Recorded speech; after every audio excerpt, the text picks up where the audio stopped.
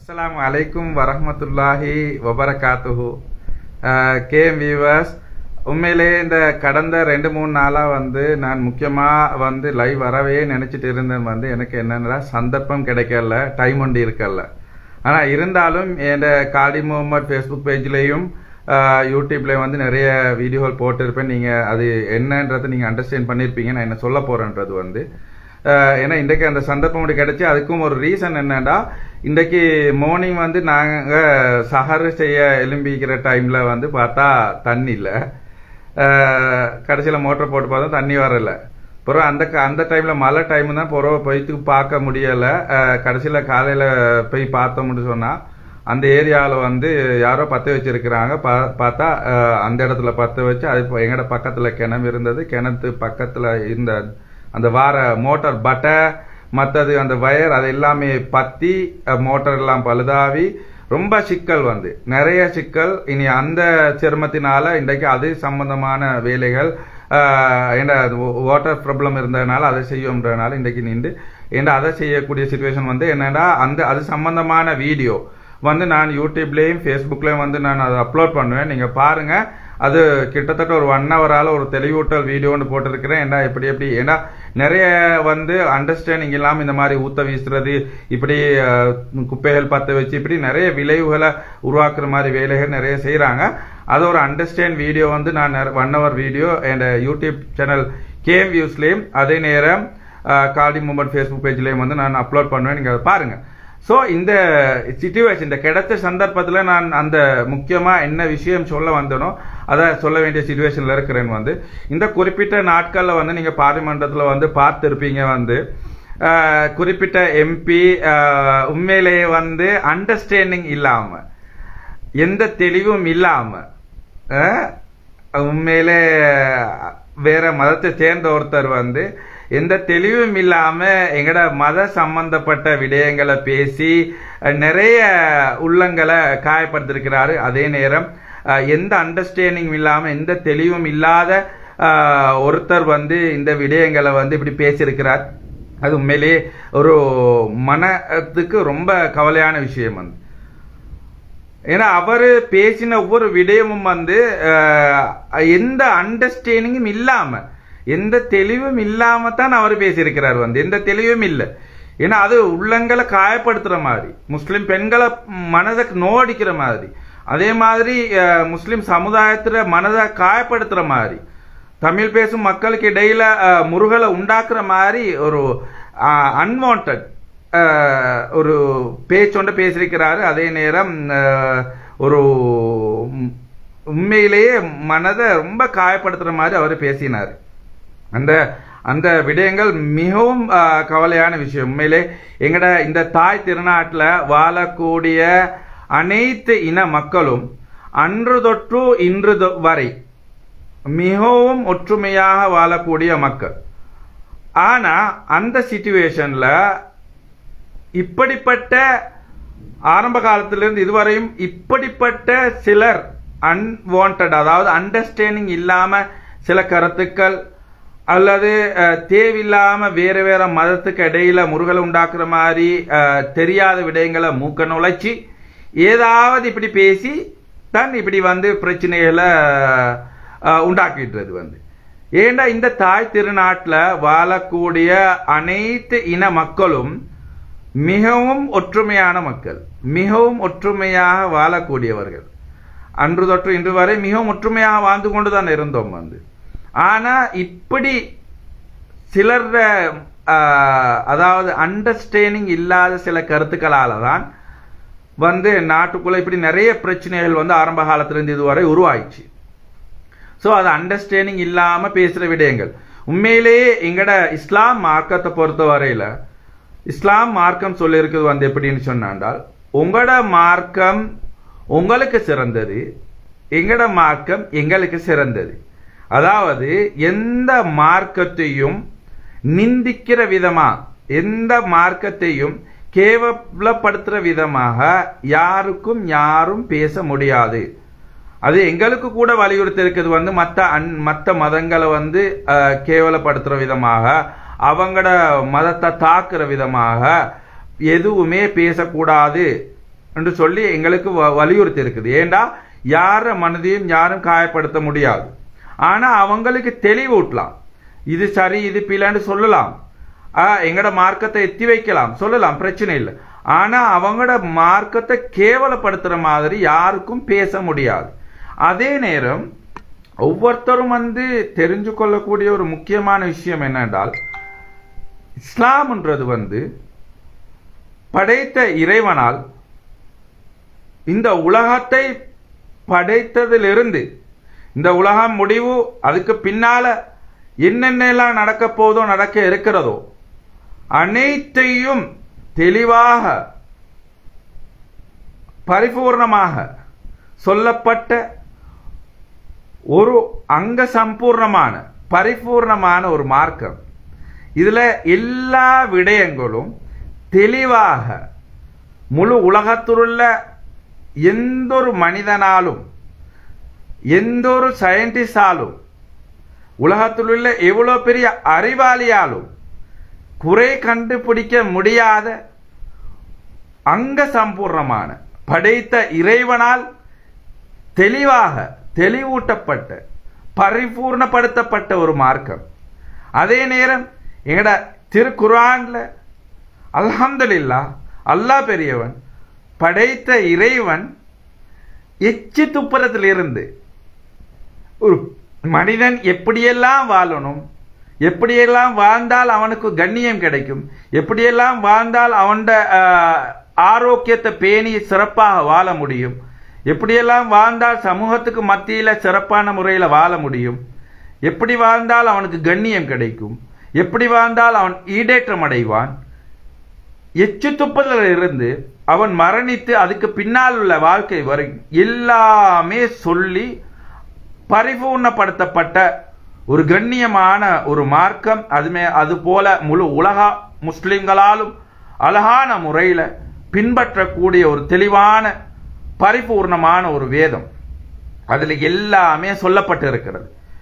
இந்த உலகத்துல இதுக்கு பிறந்தவங்க, இதுக்கு பிறகு, இதுக்கு பின்னால யாராலையுமே ஒரு அணுவளவும் குறை கண்டுபிடிக்க முடியாத ஒரு திருக்குர்ஆன் அந்த படைத்த இறைவனால் அளிக்கப்பட்டது. முழு சமுதாயத்துக்கும் முழு மக்களுக்குமாக எல்லா மக்களுக்குமாக அருளப்பட்ட ஒரு திருவேதம். ஸோ இதுல எந்த ஒரு மனிதனுக்கும் குறை கண்டுபிடிக்க இயலாது. இதை ஃபர்ஸ்ட் அவங்க அண்டர்ஸ்டாண்ட் பண்ணிக்கணும். ஓகே. அதே நேரம் உண்மையிலேயே அல்ஹம்துலில்லாஹ் அல்லாஹ் பெரியவன் எங்கட திருமார்க்கத்தில் அல்ஹம்துலில்லாஹ் பெண்களை கண்ணியப்படுத்தியது போன்று எந்த ஒரு மார்க்கத்திலும் கண்ணியப்படுத்தி இருக்க முடியாது. ஏன்னா அந்த அளவுக்கு பெண்களை கண்ணியப்படுத்தி இருக்கிறார்கள். பெண்களுக்கு உண்டான பிறப்புரிமை, பெண்களுக்கு உண்டான கல்வி உரிமை, பெண்களுக்கு உண்டான சொத்துரிமை, பெண்களுக்கு தேவையான எல்லா உரிமைகளையும், திருமணத்துக்குண்டான உரிமை, விவாகரத்து உரிமை, இது போன்ற அனைத்து உரிமைகளையும் பரிபூர்ணமாக அழகான முறையில பெண்களை கண்ணியப்படுத்திய ஒரு மார்க்கம். அன்று அரேபிய காலத்தில் பெண் பச்சிளம் குழந்தைகளை அதாவது ஒரு குடும்பத்துக்கு சாபக்கேடு நினைத்த காலம் அந்த காலம். அதே நேரம் பெண்கள் வீட்டுக்கு கிடைத்துட்டால் அவங்களுக்கு அவமானமாக நினைத்த அந்த காலம். அதுபோன்று பெண்களை உயிரோடு புதைத்த காலம். அந்த காலத்தில் எமது நபி எங்கட நபி அல்ஹம்துலில்லாஹ் பெண்களை கண்ணியப்படுத்தினார்கள், பெண்களுக்கு உண்டான உரிமைகளை வழங்கினார்கள், பெண்களுக்கு உண்டான எல்லா அந்தஸ்துக்களையும் கொடுத்தார்கள். சோ அந்த வகையில் உண்மையிலேயே பெருமையாக இருக்கிறது. அல்ஹம்துலில்லாஹ் அல்லாஹ் மிக பெரியவர். சோ பெண்களுக்கு எல்லா உரிமைகளையும் சிறப்பான முறையில் கண்ணியங்களை வழங்கிய ஒரு மார்க்கத்தை தெளிவில்லாம எந்த அண்டர்ஸ்டாண்டிங் இல்லாம இந்த மாதிரி பேசுறது ஒரு படித்தவருக்கு உண்டான அழகல்ல, படித்த அறிவு உடையவர்களுக்கு உண்டான சிறப்பல்ல. ஸோ அப்படி பேசுறது மிகவும் ஒரு அநாகரிகம்.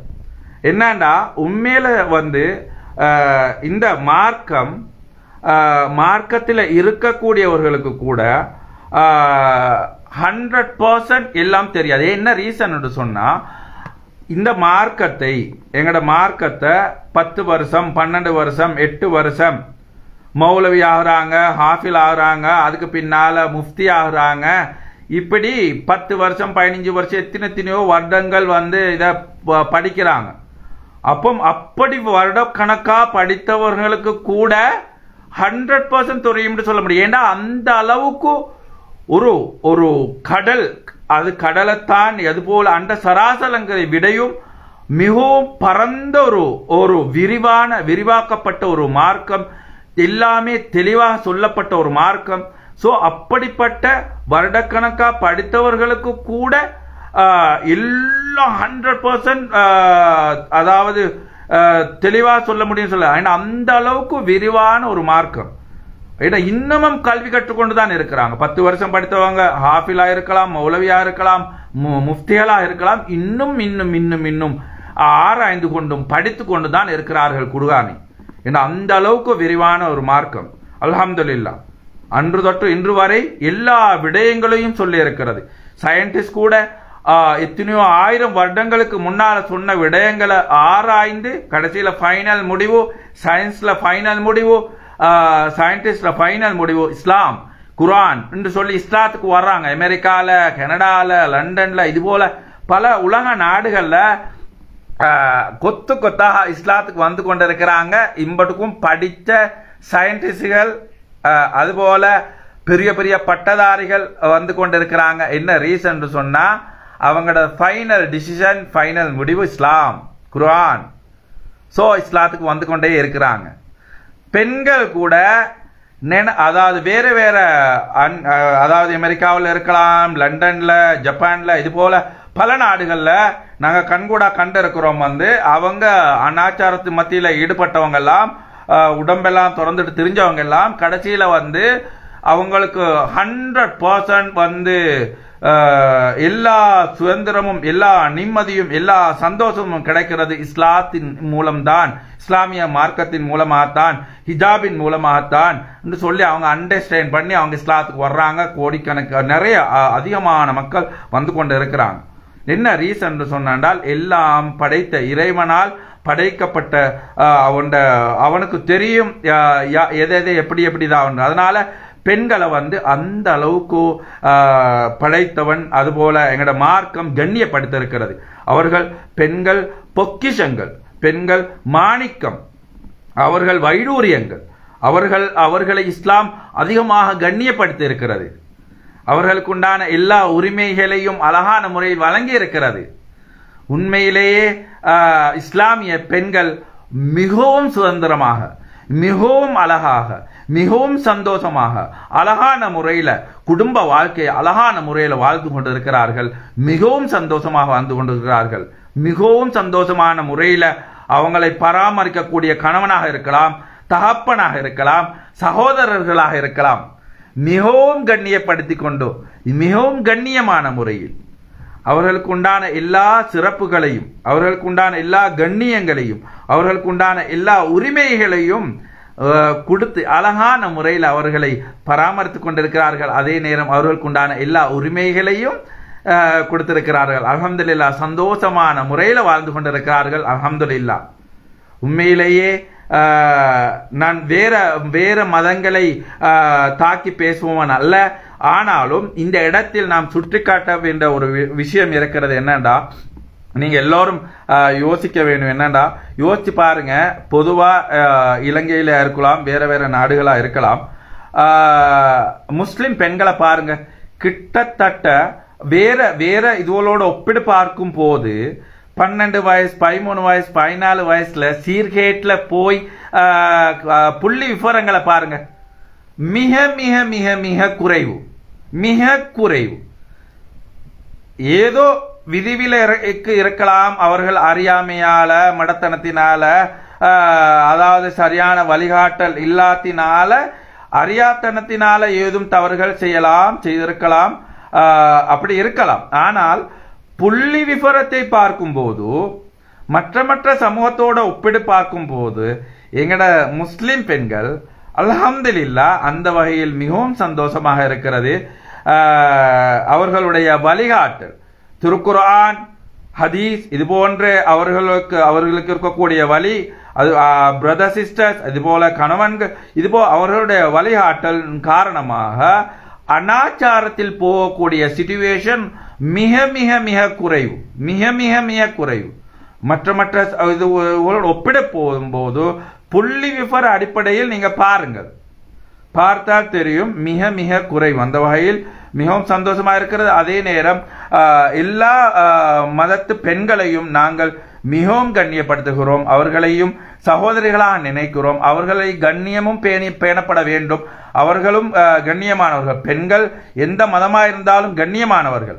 ஆனால் வேற நாடுகளில் நம் கண்கூடாக காண்கிறோம் பெண்களை எவ்வாறெல்லாம் விளம்பரத்துக்காக வேண்டியும் வேற விடயங்களுக்காக வேண்டியும் அரை நிர்வாணமாக எப்படியெல்லாம் பாவிக்கிறார்கள். சோ எவ்வளோ கண்ணியமான பெண்கள், எவ்வளோ கண்ணியமாக ஹிஜாப் மூலம் பாதுகாக்கப்பட வேண்டிய அங்க உறுப்புகள், கணவன் பார்க்க வேண்டிய உறுப்புகள். சோ இதை கண்டதின்ற எல்லாரும் பார்க்கக்கூடிய சிச்சுவேஷன்ல அங்க அவயங்கள் எல்லாம் திறந்து போட்டு திரிகிறாங்க, போறாங்க, வராங்க. ஆனா இதை கண்டுகொள்ள யாரும் இல்லை. ஆனா உலகமெல்லாம் அப்படி இருக்கிறாங்க கூடுதலா. ஆனா முஸ்லிம் பெண்கள் ஹிஜாப் மூலமாக அவர்களை பொக்கிஷங்களாக, அவர்களை மாணிக்கங்களாக, அவர்களை வைடூரியங்களாக, அவர்களை புஷ்பராகங்களாக இஸ்லாம் பேணி பாதுகாக்கிறது. அவர்களுடைய அந்தஸ்தை, அவர்களுடைய மகிமையை, அவர்களுடைய கண்ணியத்தை பாதுகாக்கிறது. இதை ஒவ்வொரு முஸ்லிம் பெண்களும் உணர்ந்திருக்கிறார்கள். அவர்கள் விரும்பித்தான் ஹிஜாப் அணிகிறார்கள். அவர்கள் மன சந்தோஷத்துடன் தான் ஹிஜாபை அணிந்து கொண்டிருக்கிறார்கள். அல்ஹம்துலில்லாஹ், அல்ஹம்துலில்லாஹ். அவர்களுடைய மணிக்கட்டு, அவர்களுடைய பேஸ் தவிர மற்ற அனைத்து உறுப்புகளையும் அழகான முறையில் அங்க அவயவங்கள் மற்ற அந்நிய ஆண்களுக்கு தெரிகிற மாதிரி இல்லாம, ஹிஜாப் என்பது முகத்தை மறைப்பதோ மட்டுமல்ல, முகத்தை முழு உடம்பையும் அங்க அவயங்கள் அந்நிய ஆண்கள் பார்த்து அந்நிய ஆண்கள் மனதில் வேற ஊசலாட்டங்கள் உருவாகாத வரையில, அவர்களுக்கு வேற எண்ணங்கள் தோன்றாத வரையில் அவர்களுடைய பெண்களுடைய அந்த மகிமையான அந்த அங்கங்களை அவர்கள் அந்நிய ஆண்களுக்கு காட்டாத வரையில், அந்நிய ஆண்களை வழிகெடுக்காத வரையில், அந்நிய ஆண்களின் உள்ளத்தில் வேற எண்ணங்கள் தோன்றாத வரையில் அழகான முறையில் உடுக்க வேண்டும் என்பதுதான், ஆடை அணிய என்பதுதான் இஸ்லாமிய வழிமுறை, வழிகாட்டு. இதை பெண்கள் அழகான முறையில் அதை உண்மையில் அவர்கள் உணர்ந்து, அது மட்டுமில்லாமல் மிக சந்தோஷத்துடன் கணவனோ அல்லது தகப்பனோ அல்லது பிரதரோ யாரும் வற்புறுத்தி அல்ல, யாரும் வற்புறுத்துறதும் அல்ல, அவர்கள் அண்டர்ஸ்டாண்ட் பண்ணி இருக்கிறார்கள். அவர்கள் இஸ்லாத்தின் தெளிவை படைத்த இறைவன் தெளிவூட்டலை, அதுபோல எங்க நபி நாயகம் ஸல்லல்லாஹு அலைஹி வஸல்லம் அவர்களுடைய வழிகாட்டலை அழகான முறையில் பின்பற்றுகிறார்கள். அதில் பலனை அவர்கள் அனுபவித்துக் கொண்டிருக்கிறார்கள், அதில் சந்தோஷத்தை அனுபவித்துக் கொண்டிருக்கிறார்கள். அந்த வகையில் அழகான முறையில் அவர்களுக்கு கிடைத்திருக்கக்கூடிய பொக்கிஷமான அவர்களுடைய குழந்தைகள், மகன்கள், அதுபோல மகள்களை அழகான முறையில் அந்த வழிகாட்டலில் அழகான முறையில் வளர்த்து கொண்டிருக்கிறார்கள், வளர்க்கிறார்கள். அந்த அடிப்படையில் அந்த முறையில் அல்ஹம்துலில்லாஹ் அந்த குழந்தைகளும் வளர்ந்து கொண்டிருக்கிறது. அதனால் அனாச்சாரங்கள் மிகவும் இஸ்லாமிய மதத்தில் குறைவாக இருக்கிறது, மிக மிக மிக குறைவாக இருக்கிறது. அல்ஹம்துலில்லாஹ் அந்த வகையில் சந்தோஷமா இருக்கிறது. ஸோ எந்தவித அண்டர்ஸ்டாண்டிங்கும் இல்லாம குர்ஆனை பத்தியோ அல்லது ஹதீஸை பத்தியோ, எங்க நபி நாயகம் ஸல்லல்லாஹு அலைஹி வஸல்லம் அவர்களுடைய வழிகாட்டலை பத்தியோ, அவர்களுடைய வாழ்க்கை வழிமுறையை பற்றியோ, அவர்களுடைய வாழ்க்கை நடந்த சம்பவங்கள் பற்றியோ, அவர்களுடைய திருமணம் இவ்வாறு நடந்தது, ஒவ்வொரு திருமணங்கள் விவாகரத்து பெற்ற பெண்களை மணமுடித்தார்கள். அவர்கள் 25 வயதில் இருக்கும்போது 45 வயது கஜ்ஜா நாயை மணமுறிந்தார்கள். அதுக்குண்டான காரணம் என்ன? இதுபோல மட்டும் உண்டான விதவைகளை மணந்தார்கள். அதுக்குண்டான காரணம் என்ன? இது போன்ற விடயங்கள் எதுவுமே தெரியாம அறியாம வேற வேற அதாவது வேற வேற மதத்தில் இருக்க கூடியவர்கள் எல்லோரும் அல்ல, சில தெரியாதவர்கள், இந்த விடயங்கள் புரியாதவர்கள் இப்படி பேசுறது அவ்வளோ நல்லது இல்லை. ஸோ எங்கட நபி நாயகம் ஸல்லல்லாஹு அலைஹி வஸல்லம் அவர்களுடைய வாழ்க்கை வழிமுறை ஒவ்வொன்றும் முழு உலக மக்களுக்கும் ஒரு வழிகாட்டல், முழு உலக மக்களுக்கும் வழிகாட்டல். அவர்களுடைய அசைவிலிருந்து எல்லாமே முழு உலக மக்களுக்கும் வழிகாட்டி. ஸோ அவர்களுடைய வாழ்க்கை வழிமுறைகளை படித்து பாருங்கள். ஒவ்வொருத்தரும் தெரியாதவர்கள் படித்து பாருங்கள். ஸோ எங்கட இஸ்லாமிய திருமணம் பற்றி இல்ல இஸ்லாமிய நிகா அதுபோல டிவோர்ஸ் இது போல சம்பந்தங்கள் பேசிய அந்த குறிப்பிட்ட எம்பி முடியுமானவரை இன்ஷா அல்லாஹ் இந்த விடயங்களை நீங்க படிங்க. ஏன்னா உங்களை உண்மையிலே நான் மனதாலேயோ அல்லது வார்த்தையாலேயோ அல்லது ஏதும் உங்களுடைய பர்சனல் மேட்டர் பேசியோ காயப்படுத்த விரும்பல. என்ன காரணம்டா, நீங்க பேசிய விடயங்கள் அறியாமையால பேசி இருக்கிறீங்க. இதுதான் I can understand that. So it's better you must study about Islam. That's very very important. You must study about our Rasulullah sallallahu alaihi wasallam. Okay, அதனால நீங்க கட்டாயம் எங்கட நபி நாயகம் ஸல்லல்லாஹு அலைஹி வஸல்லம் அவங்களோட வாழ்க்கை வழிமுறையை கொஞ்சம் பாருங்க, வாசி பாருங்க.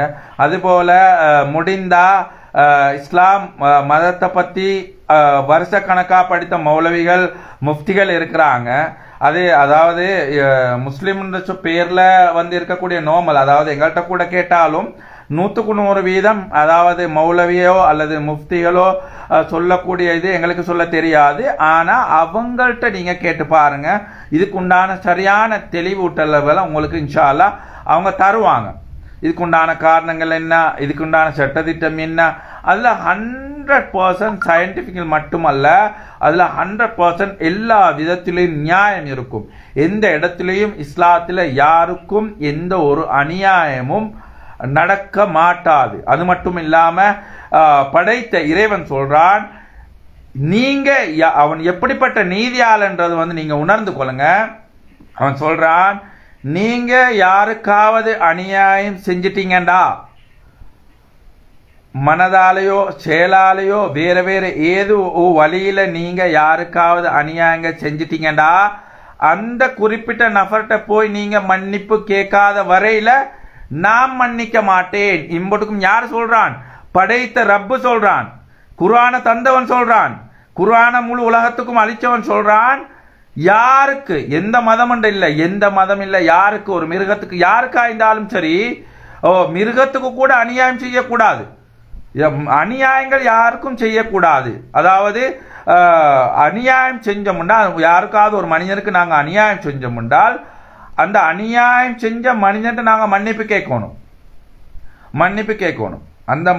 அந்த மனிதன் மன்னிக்காத வரையில அல்லாஹ் மன்னிக்க மாட்டான். சோ இப்படிப்பட்ட இஸ்லாம் மார்க்கம் கண்ணியமான மார்க்கம். படைத்த இறைவனுக்கு தெரியும் எதை எப்படி எப்படி இதாயினா மனிதனுக்கு நல்லது நடக்கும், சமூகத்துக்கு நல்லது நடக்கும், மனித ஹெல்த் கண்டிஷனுக்கு எது எது நல்லதா இருக்கும் படைத்தவனுக்கு தெரியும். சோ அந்த படைத்தவனால் அருளப்பட்ட வேதம் தான் அல் குர்ஆன். இந்த அல் குர்ஆன்ல யாருக்கும் எந்த இடத்திலையும் எந்த விதத்திலையும் எந்த பெரிய சயின்டிஸ்டுக்கும் குறை கண்டுபிடிக்க முடியாது. சோ அதை அண்டர்ஸ்டாண்ட் பண்ணிக்கலுங்க. சோ அதே நேரம் இன்னமும் அண்டர்ஸ்டாண்ட் பண்ணுங்க, என்னடா பொதுவா இப்ப நீங்க ஒரு எம்பிபிஎஸ் வைத்தியராக இருக்கலாம். சோ நீங்க எம்பிபிஎஸ் வைத்தியராக இருந்தாலும் ஏதோ ஒரு குறிப்பிட்ட துறையில தான் நீங்க அந்த வைத்தியராக இருக்கலாம். சோ அண்டர்ஸ்டாண்ட் பண்ணுங்க, மனித உறுப்பு படைத்த இறைவனால் படைத்த இந்த மனிதன் உறுப்பை மட்டும் எடுத்து கற்பனை பண்ணி பாருங்க. அதுல எவ்வளோ வித்தியாசமான அங்க அவயங்கள், எவ்வளோ வித்தியாசமான உறுப்புகள். இந்த உறுப்புகளை எப்படி எப்படியெல்லாம் அந்த படைத்த இறைவன் படைத்திருக்கிறான். இந்த முழு உலகத்தில் உள்ள சொத்து எல்லாத்த விடவும், செல்வங்களை விடவும், எல்லாத்த விடவும் இந்த மனிதன்ற ஒவ்வொரு உறுப்பும் இந்த படைத்த இறைவனால் அழகான முறையில் எங்களுக்கு தந்திருக்கிற இந்த உறுப்பு பொறுமதியான. ஸோ இந்த உறுப்பு நீங்க யோசிங்க, இந்த உறுப்புக்கு கண்ணுக்கு சொன்னா கண்ணுக்கு ஐ ஸ்பெஷலிஸ்ட். அவர் நார்மல் இல்லை, அவர் டாக்டரா எடுத்து பின்னால அவர் ஐ ஸ்பெஷலிஸ்ட். அவருக்கு என்ன செய்யறது, இங்கிலாந்து, கனடா, அமெரிக்கா, ஆஸ்திரேலியா பெரிய பெரிய நாட்டுகளுக்கு போறது, போயிட்டு படிக்கிறது, வருஷக்கணக்காக செலவழிச்சு படிக்கிறது. எதை படிக்கிறது? ஐ ஸ்பெஷலிஸ்ட். ஓகே, இது போல நரம்பியல் ஸ்பெஷலிஸ்ட், இது போல ஹார்ட் ஸ்பெஷலிஸ்ட், இது போல கிட்னி ஸ்பெஷலிஸ்ட், இது போல நிறைய ஒவ்வொரு விதமான ஸ்பெஷலிஸ்ட். உடல் உறுப்புகளுக்கே இவ்வளோன்னு சொன்னா நீங்க கற்பனை பண்ணி பாருங்க. இந்த உலகம், இந்த உலகத்து அந்த சராசரங்கள் கற்பனை பண்ணலுமா? சோ படைத்த இறைவன் அவனால் தெளிவூட்டப்பட்டு அவனால் பரிபூர்ணப்படுத்தப்பட்டு அருளப்பட்ட ஒரு வேதம் தான் இந்த அல் குர்ஆன். இந்த உறுப்புக்கே இத்தனை விதமான டாக்டர்ஸ் சொன்னா, அதுக்கே வருஷக்கணக்கா படிக்கிறேன்னு சொன்னா நீங்க கொஞ்சம் கற்பனை பண்ணி பாருங்க. இந்த படைத்த இறைவனால் உலகம் அழியும் வரைக்கும் அருளப்பட்ட இந்த திருவாதத்தில் எந்த அறிவும் இல்லாம, எந்த நாலேஜும் இல்லாம அதை பத்தி கருத்து தெரிவிக்கிறது, அதுல பிழை கண்டுபிடிக்கிறது, அதுல அப்படி சொல்றது இப்படி சொல்றது, எவ்வளவு பெரிய அநாகரியம். கற்பனை பண்ணி பாருங்க. நீங்க ஏதோ ஒரு துறையில ஸ்பெஷலிஸ்டாவோ அல்லது ஒரு டாக்டரா இருக்கலாம். சோ நீங்க நல்லா யோசிங்க. இப்ப நான் சொன்ன போல கண் ஸ்பெஷலிஸ்ட், ஹார்ட் ஸ்பெஷலிஸ்ட், நரம்பியல் ஸ்பெஷலிஸ்ட், எத்தனோ விதமான ஸ்பெஷலிஸ்ட் இருக்கிறாங்க. சோ இப்ப நீங்க ஏதோ ஒரு துறையில ஸ்பெஷலிஸ்டாவோ அல்லது படிச்சிருக்கலாம். மத்த துறைகள் எப்படி உங்களுக்கு மூக்க நுழைக்கலாம்? நல்லா யோசிங்க. நீங்க கண் உதாரணத்துக்கு சொல்லுங்க, நீங்க கண் ஸ்பெஷலிஸ்டா, நீங்க கண்ணை பத்தி படிச்சுப்பீங்க, ஓகே, ஸ்பெஷலா இருப்பீங்க, don't worry, it's okay. But heart specialist படிச்செல்லாம் நீங்க படிச்சிக்க மாட்டீங்க வைப்போம். அப்ப அதை பத்தி நீங்க எப்படி எல்லாம் பேசுவீங்க? அப்படி இப்படி அது இதுன்றெல்லாம் ஓஹோண்டு அவர் படிச்சுப்பாரு, அவர் பெரிய பெரிய ஸ்பெஷலிஸ்ட் ஆயிப்பாரு. இது போல அவர் கிட்னி ஸ்பெஷலிஸ்ட் ஆயிப்பாரு, அல்லது அவர் நரம்பியல். நீங்க பொதுவா டாக்டர்ஸ் மாதிரி நாங்க எவ்வளவு அந்த காலத்துல இது வரைக்கும் எங்களுக்கு தெரியும், ஏதோ ஒரு துறையில நாங்க போனோம்னா அவங்களுக்கு தெரியாட்டி வேற ஸ்பெஷலிஸ்ட் அனுப்புவாங்க, வேற ஸ்பெஷல் டாக்டரை பார்க்க சொல்லுவாங்க. ஓகே, அவங்க வேற ஸ்பெஷலிஸ்ட் அப்படியே அனுப்பிடுவாங்க. அங்க போங்க, இங்க போங்க, அவங்கள்ட்ட போங்க. நீங்க அவங்களுக்கு தெரியாது, ஏன்னா அவங்க அதை பத்தி படிக்கல. ஸோ அதில் அவங்க மூக்க நுழைக்கிறோம், அப்படி அவங்க மூக்க நுழைச்சி அது சொன்னா அது பெரிய விபரீதமா போயிடும். அது வேற ஆபத்தில் போய்த்து முடிஞ்சிடும், அந்த பொடியும் போய் சேர்ந்துடும். இவருக்கு தெரியாது, மூக்க நுழைச்சா அதுதான் நடக்கும். ஸோ அண்டர்ஸ்டாண்ட் பண்ணுங்க.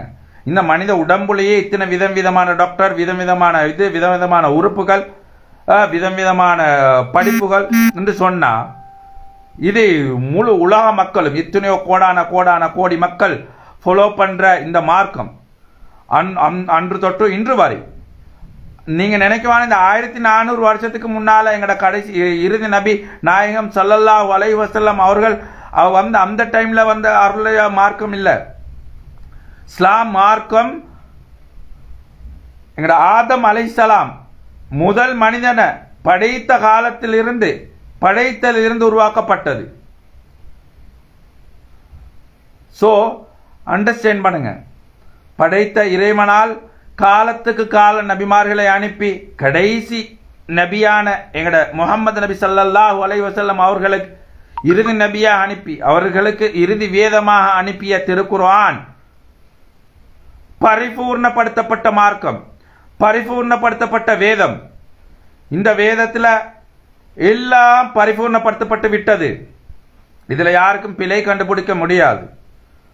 சோ அண்டர்ஸ்டாண்டிங் இல்லாம, இதை பத்திய எந்த நாலேஜும் இல்லாம, இதை பத்திய எந்த அறிவும் இல்லாம சரின்னு சொன்னாண்டா மார்க்கம், அதாவது பிறந்ததிலிருந்தே மார்க்கத்தோடு இருக்கக்கூடிய 10, 30, 40 வயசாகக்கூடிய எங்களுக்கு, இவ்வளவு மார்க்கங்களை தெரிஞ்ச எங்களுக்கு, இவ்வளவு பயான்கள் கேட்கக்கூடிய எங்களுக்கு தெரியாது.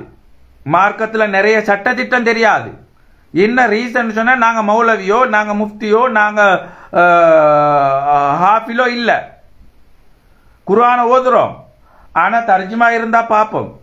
ஆனால் 100% இதை பற்றிய ஃபத்வா, இதை பற்றிய விடயங்கள், இதுதான் சரி, இதுதான் பிள்ளை, இப்படித்தான் சொல்லிட்டு சொல்றக்கூடிய தகுதி எங்களுக்கே இல்லை, எனக்கே இல்லை, எனக்கு இல்லை, அந்த தகுதி இல்லை. என்ன ரீசெண்டா அவ்வளோ பெரிய மார்க்கு, அவ்வளோ பெரிய வேதம். அப்போ அதை வருஷ கணக்கு, 1 வருஷம் இல்லை, 2 வருஷம் இல்லை, 3 வருஷம் இல்லை, 4 வருஷம், 10 வருஷம். நேற்று நான் ஒருத்தரோட தந்திச்ச வாயில பேசினா அவர் ஓதி, அதாவது ஹிஃபில் முடிச்சுட்டு பின்னால மௌலவிக்கு ஓதிட்டு இருக்கிறாரு. அப்போ கேட்டேன், எத்தனை வருஷமா brother ஓதுறீங்க?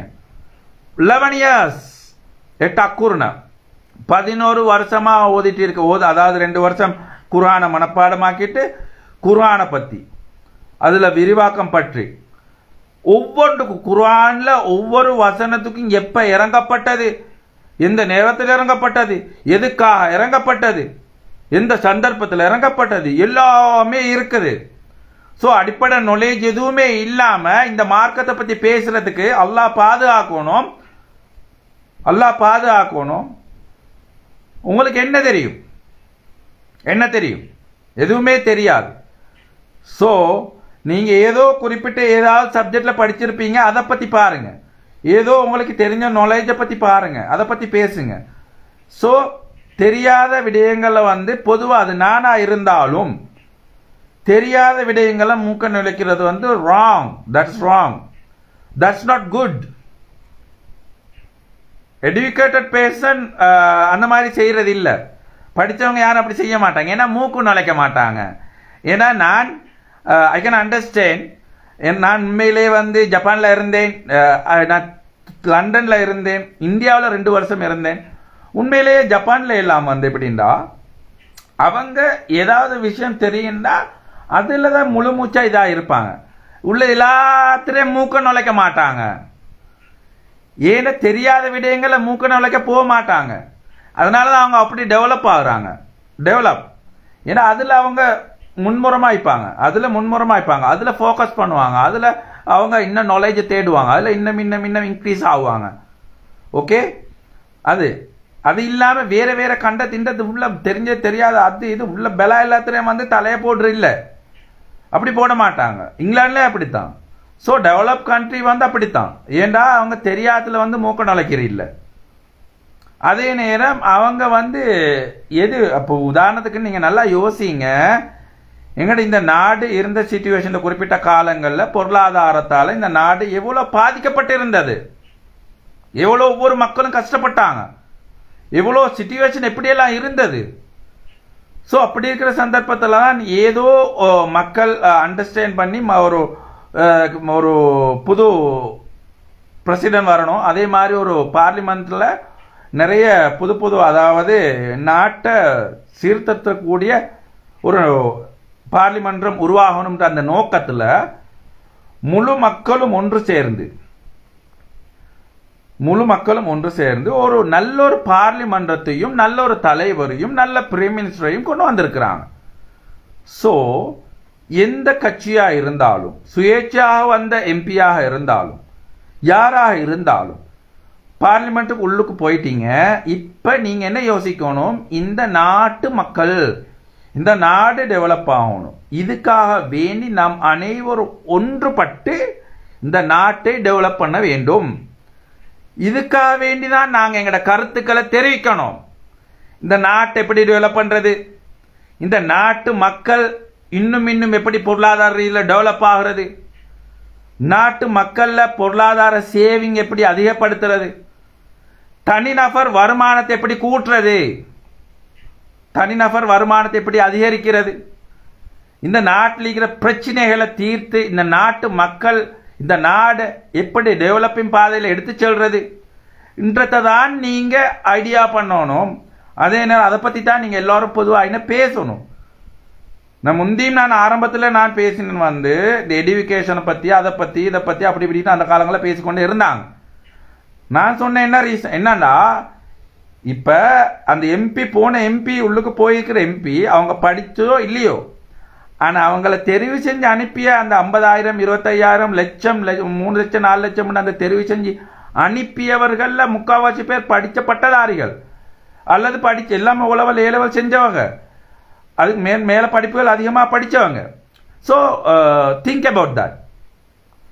So you must think about that. So don't argue about that inside parliament. That's not good. That's not good. You all must argue about our country. We have to develop our country. So think about that. That's very important. You all must think about that. That's important. You don't need to think about others. It's me like others' religion, what they are doing, what they are eating, what they are cooking. Why you all doing like this?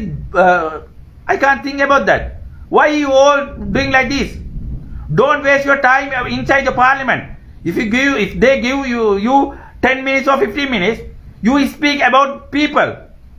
You must think about people. You must think about our situation. You must think about our country. This is a beautiful nation. So you all must think about that. That's very, very important. Okay? So அதனால அதை பத்தி யோசிங்க. இந்த நாட்டு develop பத்தி யோசிங்க. உங்களுக்கு அங்க தார டைம் சும்மா அநியாயமா வேஸ்ட் பண்ணாதீங்க. இந்த நாட்டை எப்படி டெவலப் பண்றது, இந்த நாட்டில் உள்ள பிரச்சனைக்கு சொல்யூஷன் என்ன, ஒவ்வொரு பிரச்சனையா யோசிச்சு அந்த பிரச்சனைக்கு சொல்யூஷன் என்னன்னு பாருங்க. இப்ப 2 வருஷத்துக்கு முன்னாடியே நான் ஒவ்வொரு இதுலயும் வாய்ஸ் கட் போட்டுட்டு இருந்தேன். இந்த குரங்கு பிரச்சனை யோசிங்க. அது நீங்க எல்லாம் சர்வசாதாரணமா தான் எல்லாமே நினைக்கிறது. குரங்கு பிரச்சனை நாட்டில் உள்ள தோட்டந்தரவுல எதுவுமே வைக்கதில்லை. ஒரு மரத்துருவில் ஒரு தேங்காய் வைக்கதில்லை. ஒரு தோட்டந்தரவுல எதுவுமே வைக்கதில்லை. வீட்டில் கூரையை உடைக்குது. வீட்டுக்கு உள்ளுக்கு போயிட்டு குஷினியில் போய் கிச்சனுக்கு போய் உள்ள எல்லாமே நாசமாக்குது. வெளியே வீட்டு வாசல் எதுவுமே இல்லை, எல்லாமே நாசமாக்குது. வெளியே உடுப்பு காய போட முடியலை, ட்ரெஸ் எல்லாம் எதுவுமே வெளியே காய போட முடியலை. ஒவ்வொரு வீட்லேயும் நிறைய மக்கள் பெரிய பெரிய தொந்தரவுல இருக்கிறாங்க இந்த குரங்கு பிரச்சனையால. ஸோ அதுக்கு எவ்வளவோ நாங்கள் அறிவிச்சோம், எல்லா மினிஸ்டர்மாருக்கும் அறிவிச்சோம். கடைசியில் எங்களுக்கு அகமதி காரியாலயம் எனக்கு லெட்டர் கூட வந்துச்சு. அந்த லெட்டர் கூட நான் என் காடிமோ ஃபேஸ்புக் பேஜில் போட்டிருக்கிறேன், பாருங்க, போட்டிருக்கிறேன். அவசரமாக செய்கிறேன்னு போட்டிருக்கிறாங்க. ஸோ இந்த நாட்டில் தேங்காய் பிரச்சனைக்கு என்ன ரீசன் யோசிங்க. தேங்காய் மரத்தில் எந்த அந்த சின்ன சின்ன குறும்ப அந்த காயை கூட வைக்கிறது இல்லை, எல்லாமே பிச்சு போட்டுறது, எல்லாம் நாசமாக்கிறது. யோசிங்க. ஸோ தோட்டந்தோறுல போய் பார்த்தா எதுவுமே இல்லை, ஒன்றுமே இல்லை, எல்லாம் இல்லாம ஆக்கிடுது குரங்கு.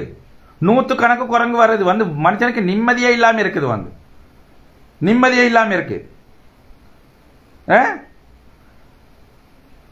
ஸோ திங்க் பண்ணுங்க. ஸோ இது மாதிரி நிறைய ப்ராப்ளங்கள் இருக்கு. பாருங்க, தோட்டங்கள் எதுவும் இல்லை, விவசாயிகளுக்கு எதுவும் செய்ய முடியல.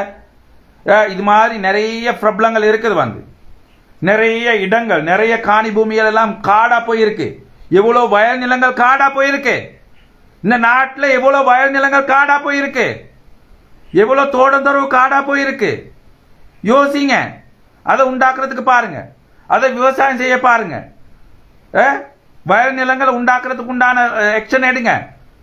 தோட்டந்தரவு காடா போயிருக்கு, அது அவங்களுக்கு உண்டான அதை ஆக்ஷன் எடுங்க. இல்லாட்டி அவங்களுக்கு அது இதுக்கு வார்னிங் கொடுங்க. இல்லாட்டி அவங்களுக்கு சொல்லுங்க, இது இந்த இப்படி காடாக்க வேணா அதை உண்டாக்க சொல்லுங்க. இது போல வயல் நிலங்கள் எவ்வளவு காடா போயிருக்கு நாட்டில். இது மாதிரி குரங்கால நாடு முழுக்க பிரச்சனை. இப்ப தேங்காய் மக்கள் தேங்காய் எல்லாம் 200 250 ரூபா 300 ரூபா 200 கொழம்புல எல்லாம் பாதி தேங்காய் 50 100 ரூபாய் 200 ரூபாய்க்கு வாங்குறாங்க. நிறைய இடங்கள் அப்படி நடந்து இருக்குது.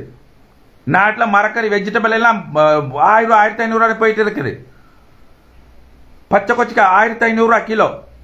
இது போல மரக்கறி எல்லாம் நாளுக்கு நாள் விலையேறிட்டு போகுது. பாருங்க, இந்த பிரச்சனைக்கு என்ன தீர்வுன்னு பாருங்க. தேவையில்லாத விஷயங்களை பேசி நேரங்காலத்தை வீணாக்காதீங்க. நாட்டு மக்களை மூளையை குழப்பாதீங்க. நாட்டு மக்களை, முஸ்லிம் மக்களால் என்ன பிரச்சனை, எந்த பிரச்சனையும் யாருக்கும் இல்லை. யாருக்கும் எந்த பிரச்சனையும் இல்லாம நிம்மதியா வாழ்ந்து கொண்டு இருக்காங்க. நாட்டுக்கு பிரச்சனையும் இல்லை, யாருக்கும் எந்த பிரச்சனையும் இல்லை. கற்பனை பண்ணி பாருங்க, வருஷக்கணக்கா யுத்தம் நடந்து கோடான கோடிக்கணக்கு சொத்தெல்லாம் இழந்த நாடு இது. அநியாயமா அந்த யுத்தத்தினால எவ்வளோ நல்ல மக்களை, எவ்வளோ படித்த பட்டதாரிகளை இழந்துட்டோம். அது எந்த இனமா இருந்தாலும் எவ்வளோ ஆயிரக்கணக்கான படித்த பட்டதாரிகளை, எவ்வளோ பெரிய படித்தவர்களை இழந்துட்டோம், தவிக்கிறோம். எவ்வளோ பெரிய அறிவான நாடு, எவ்வளோ அறிவானவர்களை இழந்த நாடு நாங்கள் இழந்துட்டோம். இந்த அநியாயம், இந்த யுத்த காலங்களில் யுத்தத்தினால எவ்வளோ சொத்துக்களை இழந்துட்டோம், எவ்வளோ படித்த பட்டதாரிகளை இழந்துட்டோம். ஸோ கற்பனை பண்ணுங்க, எவ்வளோ இழப்புகளை சந்திச்சிட்டோம்.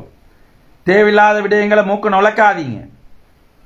ஸோ இந்த நாடு பின்னுக்கு போறதுக்கு அதுவும் ஒரு காரணம் தான். அந்த காலங்கள் அந்த யுத்தத்தினால கோடிக்கணக்கு சொத்து அழிஞ்சிட்டுது, கோடிக்கணக்கு ப்ராப்பர்ட்டி அழிஞ்சிட்டுது, கோடிக்கணக்கு பணம் மணி வேஸ்ட் ஆயிருச்சு.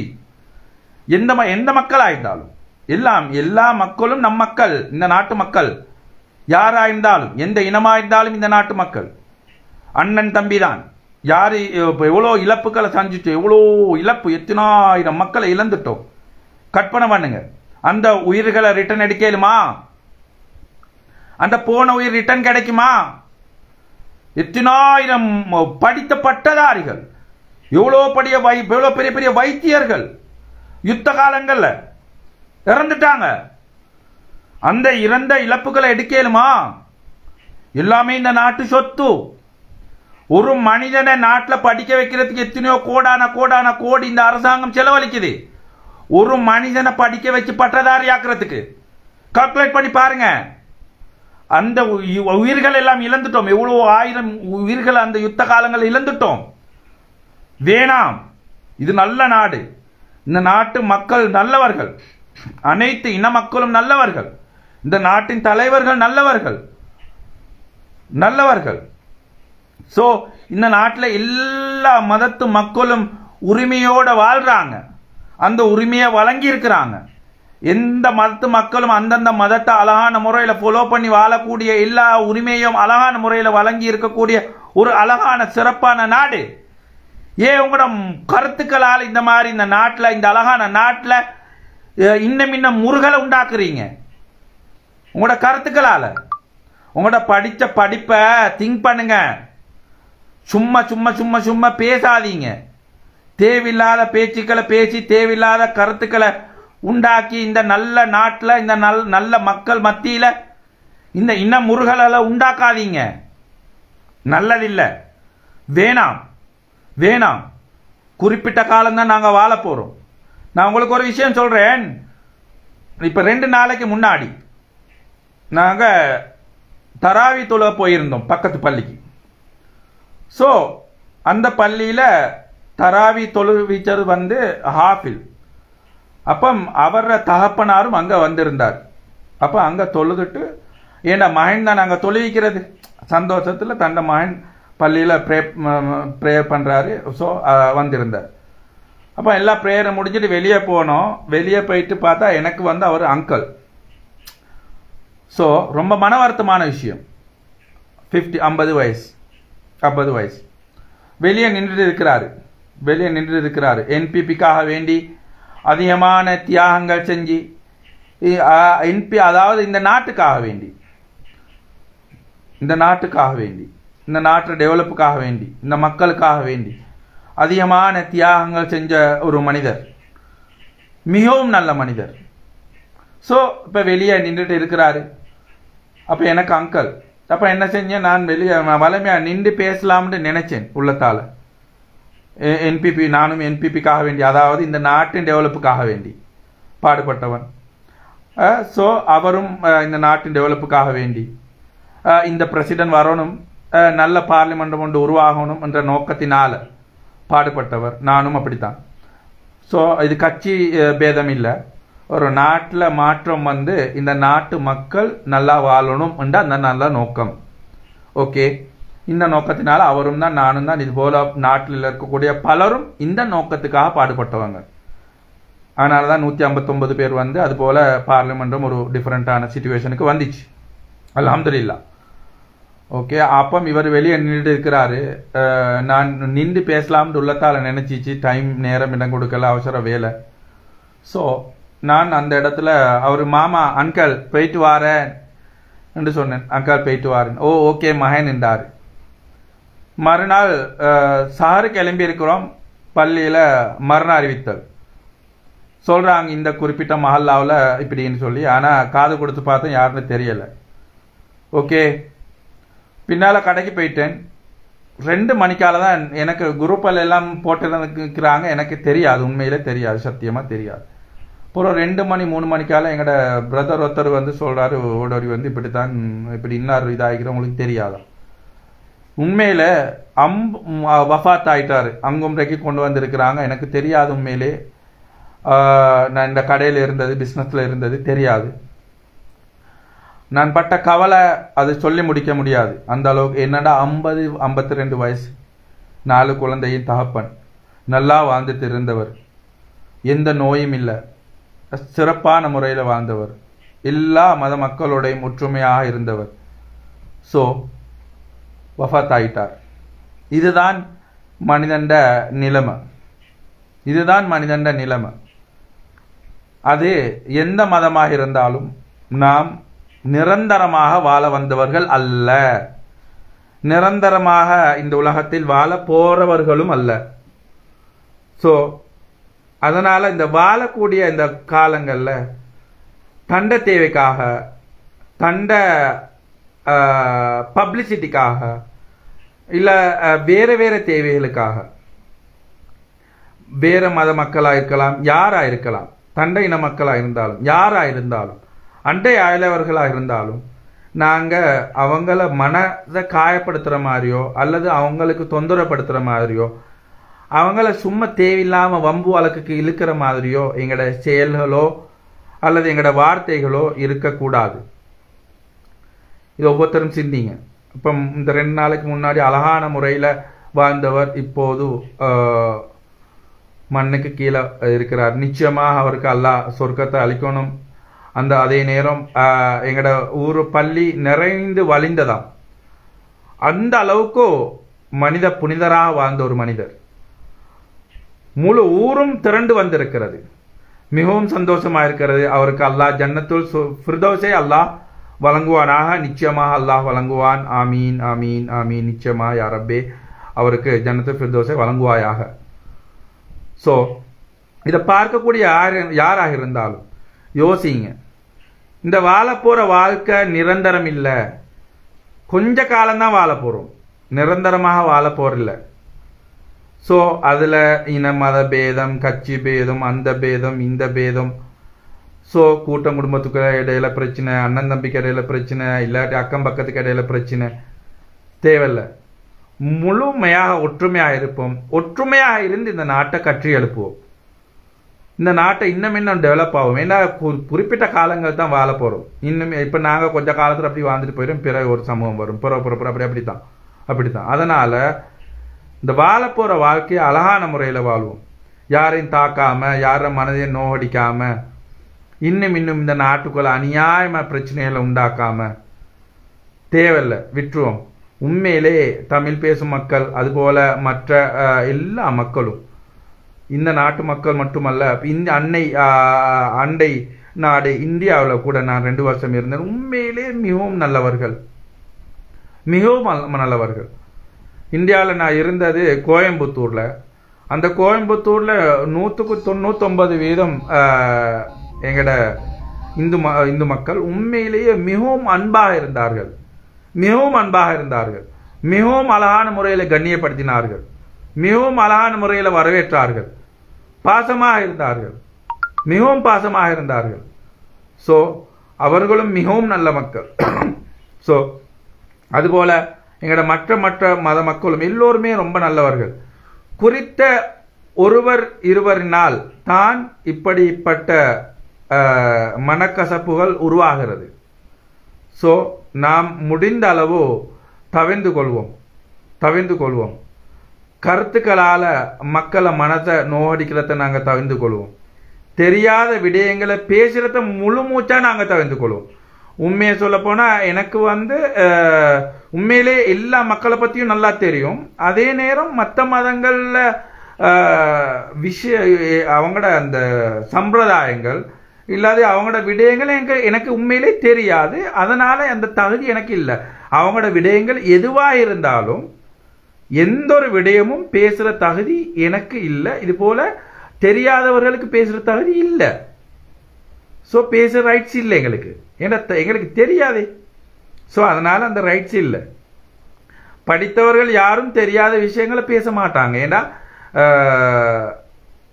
நிறைகுடம் ஒரு நாளும் தளம்பாது.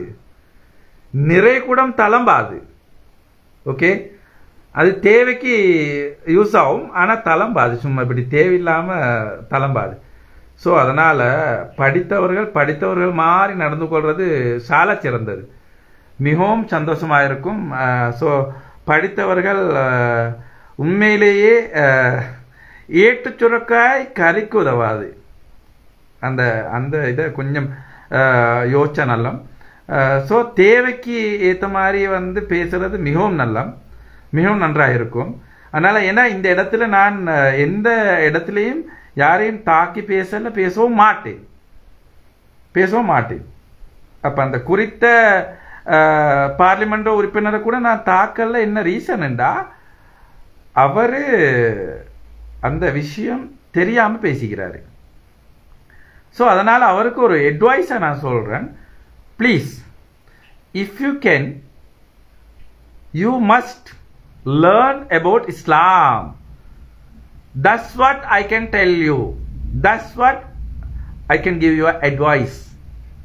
That's better for you. That's enough for you. Okay? Please, kind request from me. Please read about Islam. That's better for you.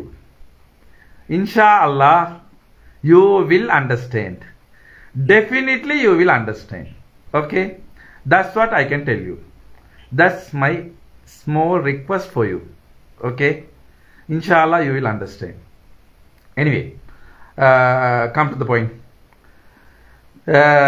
உண்மையிலே வந்து இன்ஷால்லா அவர் அண்டர்ஸ்டாண்ட் பண்ணுவார். ஸோ அதே போல் எங்களோட நபிநாயகம் ஸல்லல்லாஹு அலைஹி வஸல்லம் அவர்களுடைய வாழ்க்கை வழிமுறையும் நீங்கள் இன்ஷால்லா கொஞ்சம் படிச்சுக்கோங்க, கட்டாயம் படிங்க. அல்ஹம்துலில்லாஹ், அது மிகவும் கிரேடாக இருக்கும், மிகவும் உங்களோட உள்ளத்து